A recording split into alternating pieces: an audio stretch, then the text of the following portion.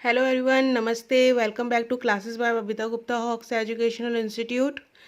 आज हम बात करेंगे BEd first year paper 1 childhood and growing up की। तो उसके मैंने इंपॉर्टेंट टॉपिक्स आपके साथ शेयर किए हैं पेपर 1 के। बीएड फर्स्ट ईयर के पेपर 3 के भी मैंने टॉपिक शेयर किए हैं आपके साथ में। और भी अपकमिंग वीडियोस में मैं और टॉपिक शेयर करती रहूँगी आपके साथ में। और बीएड सेकेंड ईयर के पेपर 1 के नॉलेज एंड करिकुलम के भी मैंने वीडियो शेयर किए हैं। तो जिन बच्चों को वो देखने हैं तो वो भी आप वो देख सकते हैं वो बच्चे। अगर आपकी कोई भी वीडियो देखना चाहते हैं तो आपको बस क्लासेस बाय बबीता गुप्ता उस पर डाल के आप सर्च कर सकते हैं यूट्यूब पे, या फिर हॉक्स एजुकेशनल इंस्टीट्यूट आप डालेंगे तो आपको सारी क्लासेस मिल जाएंगी, या फिर Babita Gupta Hawks Educational Institute डालेंगे तब भी आपको सारे वीडियोस मिल जाएंगे। तो देखिए, आज मैंने आपके साथ जो पेपर 1 में शेयर किया था, जो पिछले वीडियोस में शेयर किया है, वो मैंने कॉग्निटिव डेवलपमेंट के शेयर किया था कि क्या होता है कॉग्निटिव डेवलपमेंट। पियाजे मैंने शेयर किया था कि अकॉर्डिंग टू पियाजे कॉग्निटिव डेवलपमेंट क्या है, और पियाजे की बायोग्राफी मैंने आपके साथ शेयर की थी। जो इम्पोर्टेंट पॉइंट्स थे पियाजे के बारे में वो मैंने आपके साथ शेयर किए थे। तो और आज मैं शेयर करूंगी आपके साथ basic components to Piaget's theory, Piaget's cognitive theory. और उससे पहले मैं कहूँगी आप चैनल को लाइक सब्सक्राइब ज़रूर करें, शेयर करें, दूसरों के साथ भी नॉलेज को बांटें।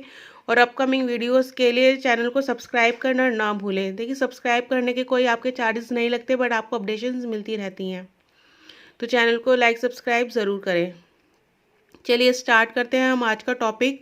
BEd first year paper 1 childhood and growing up का basic components to Piaget's cognitive theory, यानी कि मौलिक संघटक क्या होते हैं पियाजे की थ्योरी के, वो हमें आज पढ़ने हैं। क्लियर? तो देखिए क्या होते हैं इसमें। There are 3 basic components to Piaget's cognitive theory. जो पियाजे की कॉग्निटिव के डेवलपमेंट की थ्योरी है, संज्ञानात्मक सिद्धांत की जो थ्योरी है, उसके 3 बेसिक जो कंपोनेंट्स है, 3 संघटक हैं। और वो 3 संघटक कौन कौन से हैं? फर्स्ट है स्कीमास, सेकंड है अडॉप्टेशन, थर्ड है स्टेजेस ऑफ डेवलपमेंट। जो हिंदी मीडियम बच्चे हैं उनके लिए भी मैंने लिखा हुआ है। फर्स्ट क्या है हमारा स्कीमास। जो हिंदी मीडियम बच्चे वो भी स्कीमा ही पढ़ते हैं उसमें, पर मैंने फिर भी लिख दिया है तत्व और ढांचा। सेकंड है हमारा अडॉप्टेशन यानी अनुकूलन। थर्ड है हमारा स्टेजेस ऑफ डेवलपमेंट यानी कि विकास के चरण। तो ये 3 बेसिक कंपोनेंट्स है जो हमें पढ़ने होते हैं। देखिए, बच्चे पूछते हैं कि, और बच्चे कंफ्यूज भी होते हैं कि अगर पियाजे की थ्योरी आती है एग्जाम में तो किस तरीके से लिखना है। देखिए, कोई भी क्वेश्चन अगर आता है आपको, जैसे आपको पियाजे की कॉग्निटिव डेवलपमेंट की थ्योरी आती है, तो सबसे पहले आपको कॉग्निटिव डेवलपमेंट क्या होता है वो बताना होगा, फिर पियाजे के बारे में बताना होगा, फिर उसकी थ्योरी के बारे में आप बताएंगे कि क्या कंपोनेंट्स हैं उसके, क्या बताया है उसके अंदर उसने। क्लियर? तो देखिए क्या है, फर्स्ट हमारा है स्कीमा। तो स्कीमास में क्या होता है? पियाजे called the schemas the basic building blocks to of intelligent behaviour, a way of organising knowledge.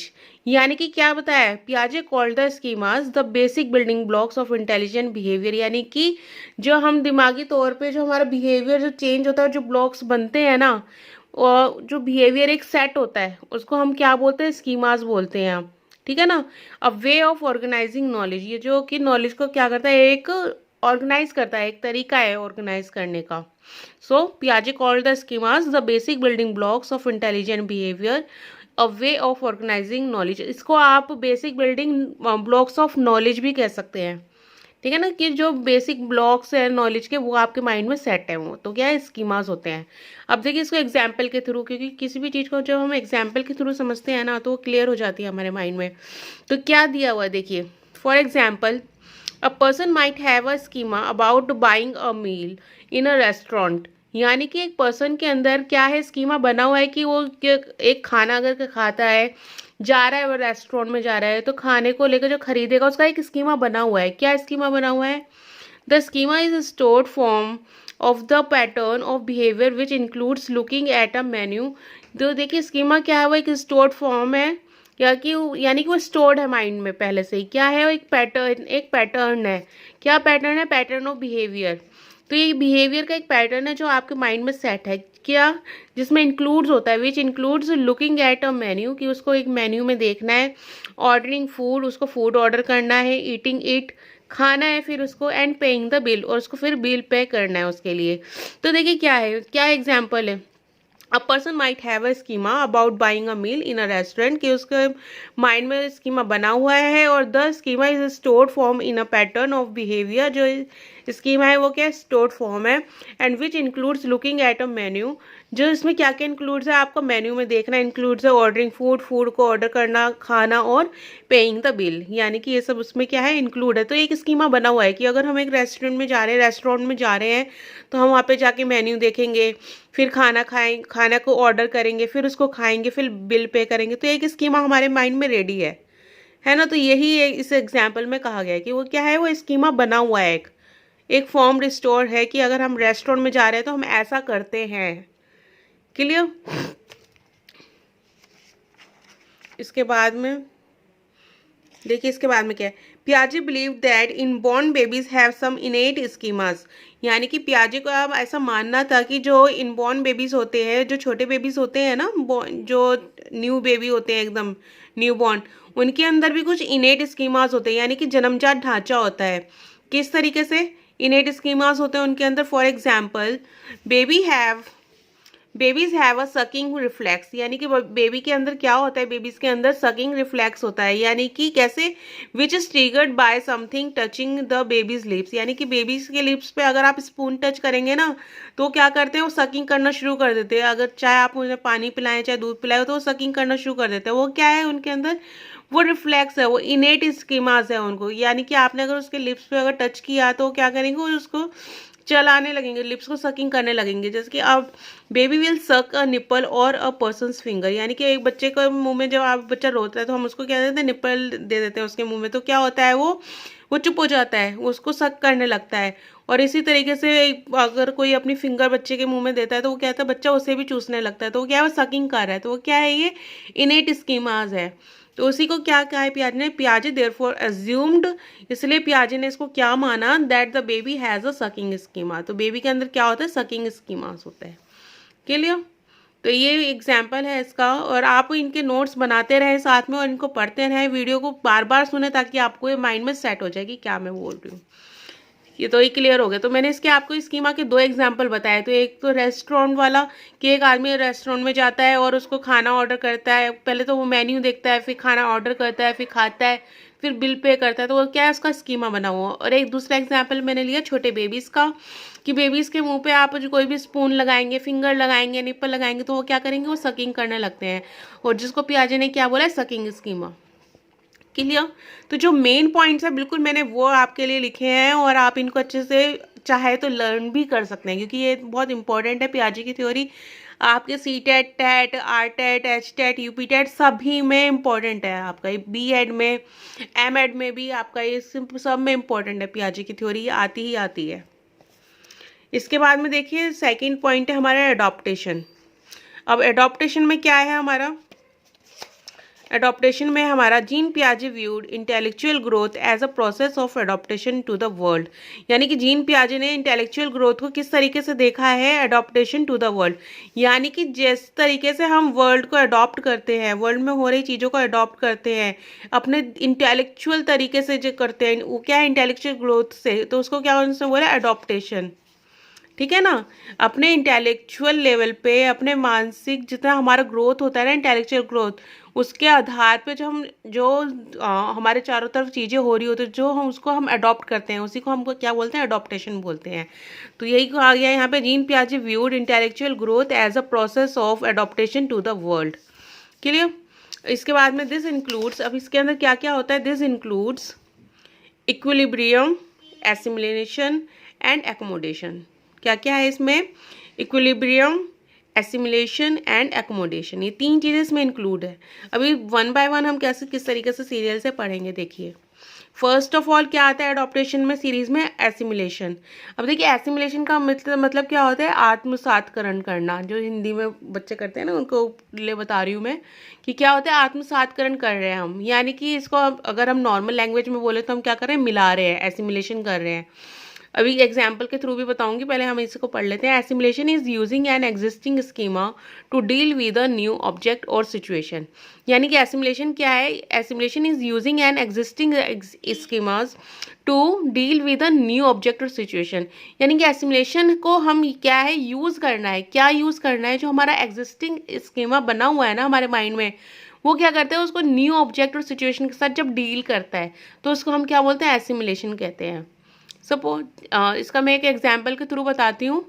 जैसे कि ये सपोज एक बच्चे ने, एक छोटा बच्चा है, उसको हमने क्या, उसको पपी और डॉगीज का पता है कि ये डॉगी है, पपी है, उसको उसके पेरेंट्स ने उसको बता रखा है। तो ये क्या है? उसका स्कीमा एक माइंड में सेट है ना। अब वो स्कीमा उसके माइंड में सेट है। अब उसने क्या करा, अगले दिन वो कहीं पे उसने कोई बिल्ली जाते हुए देख ली, कैट देख ली उसने, तो क्या कर रहा है वो अपने स्कीमा को उसके साथ मैच कर रहा है कि हाँ ये एक डॉगी होगा। वो उसका एज्यूम कर रहा है कि ये एक डॉगी है क्योंकि उसकी मम्मा ने उसको बताया है कि एक 4 लेग वाला एनिमल डॉगी होता है ना, उसका स्कीमा बना हुआ है। तो वो बिल्ली को भी डॉगी समझेगा। तो वो क्या कर रहा है? एसिमुलेशन करने की कोशिश कर रहा है, यानी कि मिला रहा है, वो आत्मसातकरण कर रहा है अपनी नॉलेज का उस चीज़ के साथ में, न्यू ऑब्जेक्ट के साथ में। क्लियर? अब इसी एग्जाम्पल को मैं आगे लेते हुए चलूँगी अपने और पॉइंट्स में। अब इसके बाद में आता है हमारा इक्विलिब्रियम। अब देखिए इक्विलिब्रियम क्या होता है? Equilibrium is the force which moves development along. यानी कि क्या होता है? इक्विलिब्रियम क्या है? एक फोर्स है, एक दबाव है, जिसके क्या होता है? मूव्स डेवलपमेंट अलोंग, यानी जो डेवलपमेंट की तरफ क्या करती है? हमें अग्रसर करती है। किस तरीके से? देखिए इक्विलिब्रियम अकर्स। अब देखिए इक्विलिब्रियम को हम क्या बोलते हैं? हिंदी में संतुलन बोलते हैं, कि एक ऐसी स्टेज जहाँ पे एक संतुलन है। और अभी मैं एग्जाम्पल के थ्रू भी इसको समझाऊंगी। पहले हम ये समझ लेते हैं जो हम लिखा है, हमने डिफाइन लिखी है इसकी। Equilibrium occurs when a child's schemas can deal with most new information through assimilation।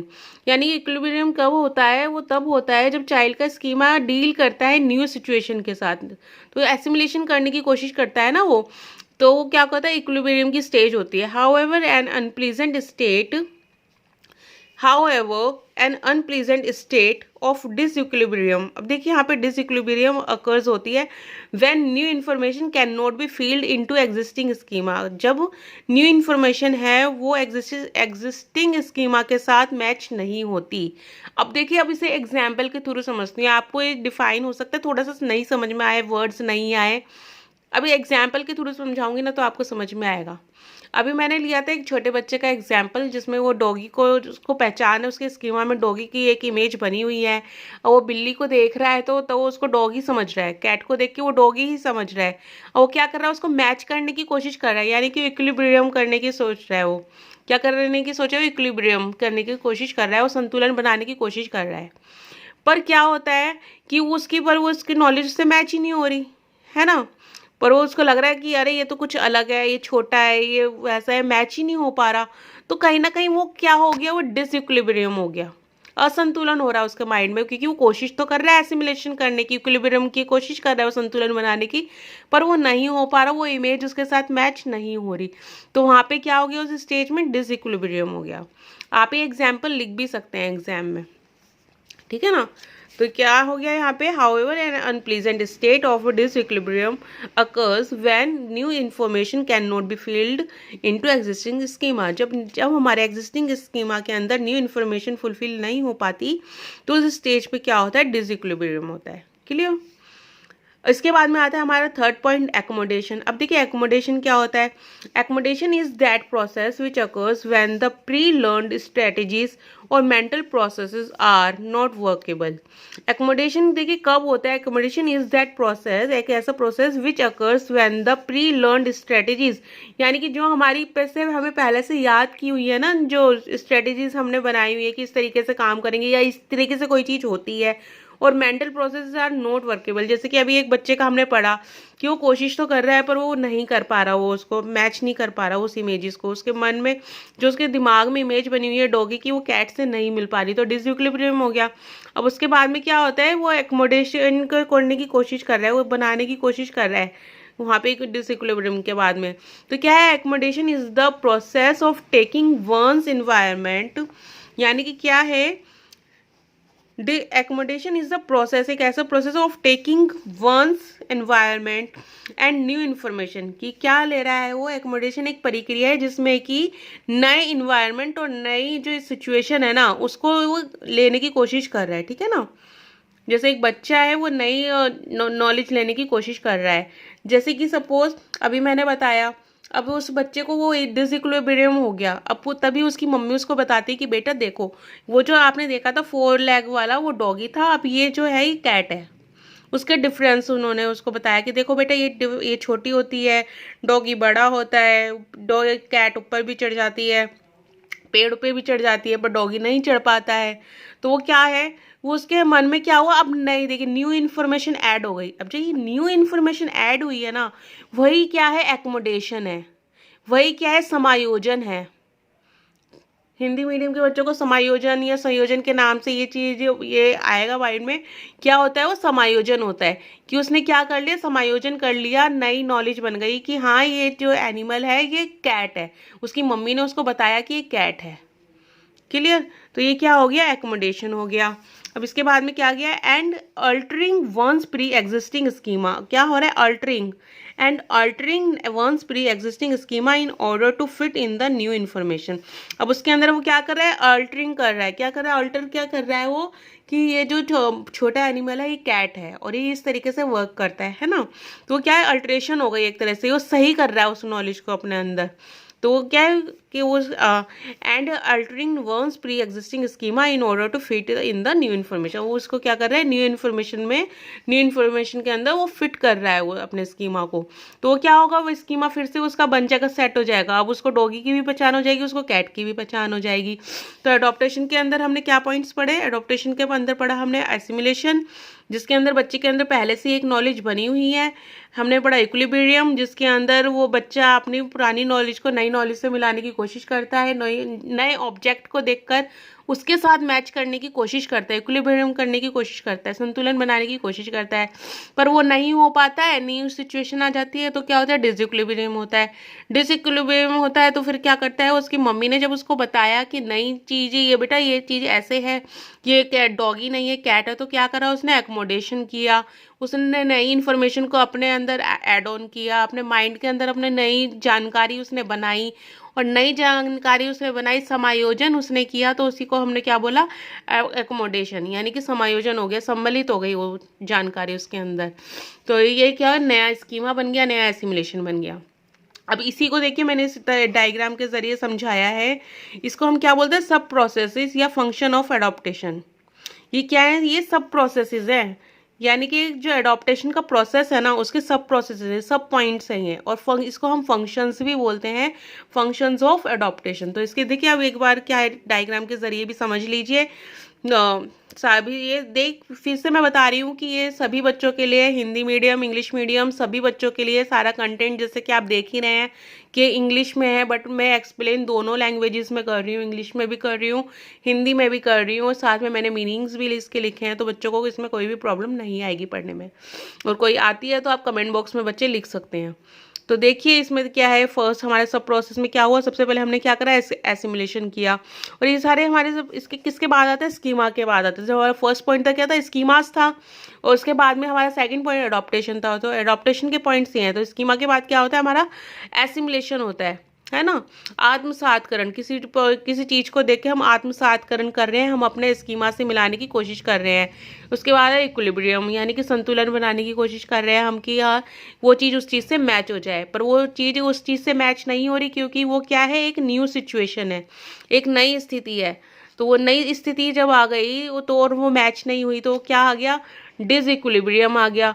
और जब डिसइक्विलिब्रियम आ गया यानी असंतुलन आ गया, तो क्या होगा, नई सिचुएशन को हमें ऐड करना पड़ेगा, और जब हम वो नई सिचुएशन को ऐड करेंगे अपने स्कीमा में, नया उसको एसिमुलेट करेंगे, तो क्या बन जाएगा, एकोमोडेशन बन जाएगा, समायोजन बन जाएगा। यानी कि इसमें हमने एकोमोडेशन में क्या करा, हमने जो हमारे प्री एग्जिस्टिंग स्कीमास थे उसके अंदर हमने न्यू इन्फॉर्मेशन को ऐड कर लिया, तो ये क्या हो गया, समायोजन हो गया।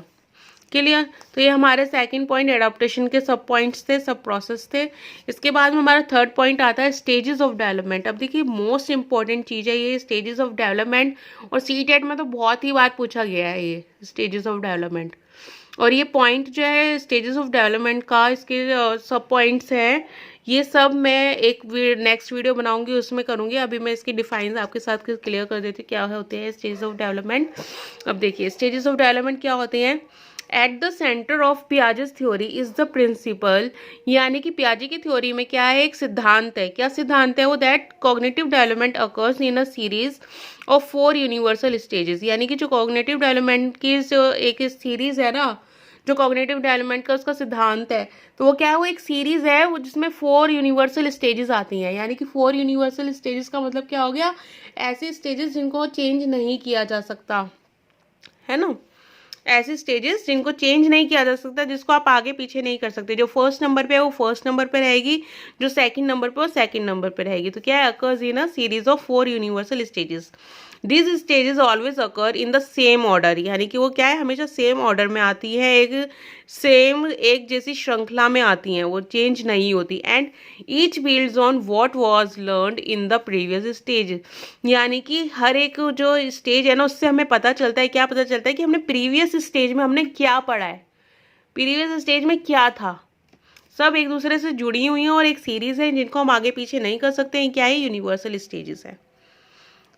At the center of the Piaget's theory is the principle that cognitive development occurs in a series of 4 universal stages.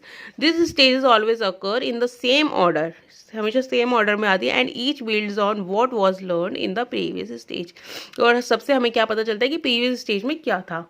अब देखिए 4 स्टेजेस क्या है, दे आर एज फॉलोज, यानी कि कौन कौन सी हैं वो। फर्स्ट है हमारी सेंसरी मोटर स्टेज।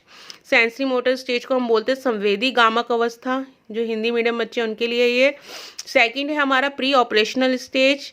थर्ड है हमारा कॉन्क्रीट ऑपरेशनल स्टेज। फोर्थ है हमारा फॉर्मल ऑपरेशनल स्टेज। अब हिंदी में भी बता देती हूँ।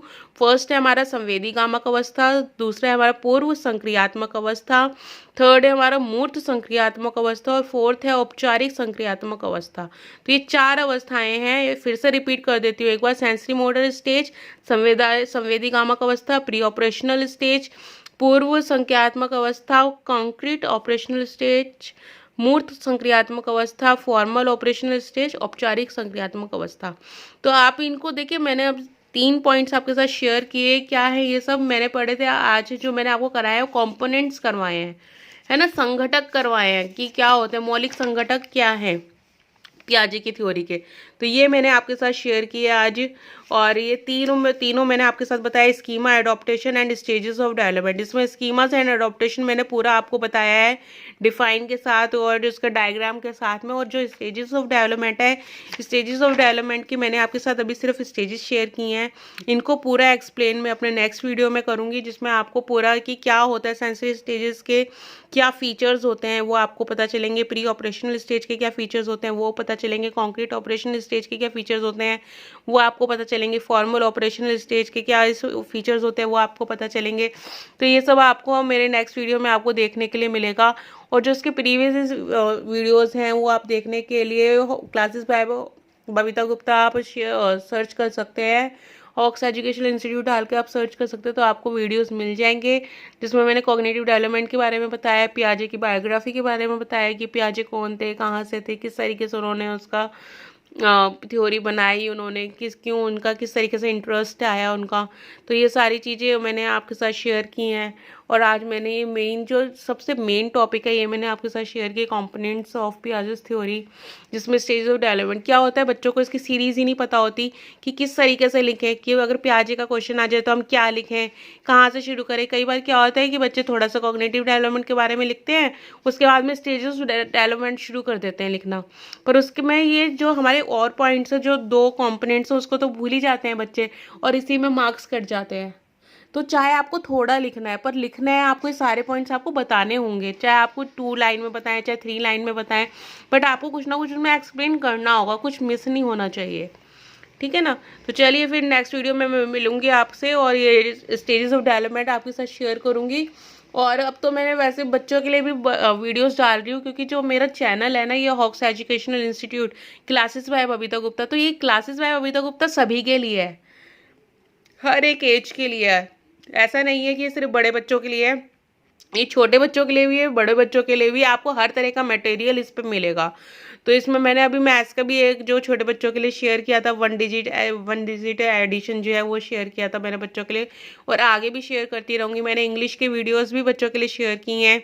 जो बच्चे कॉम्पिटिटिव एग्जाम्स के लिए तैयारी कर रहे हैं उनके लिए भी मैंने इंग्लिश के वीडियोस शेयर किए हैं, तो आप वो भी सारे देख सकते हैं, ठीक है ना। और सर्चिंग पॉइंट मैंने आपको बता ही दिया है। देखिए कुछ लिंक्स मैं डिस्क्रिप्शन बॉक्स में दे दूंगी, पर सारे लिंक्स मैं भी नहीं दे सकती, क्योंकि मैंने 75 वीडियोस में अभी तक शेयर कर चुकी हूँ आप सबके साथ में, 75 वीडियोस, तो वो सारे लिंक तो नहीं मैं सेंड कर सकती। हाँ, पर डिस्क्रिप्शन बॉक्स में कुछ लिंक्स मैं कर दूंगी जिसके थ्रू आप उसको देख सकते हैं। और चैनल को लाइक सब्सक्राइब ज़रूर करें, ताकि आगे की वीडियोज़ भी आपको अपडेट होती रहे, अपडेशन आपको मिलता रहे। तो मिलते हैं नेक्स्ट वीडियो में। थैंक यू, धन्यवाद।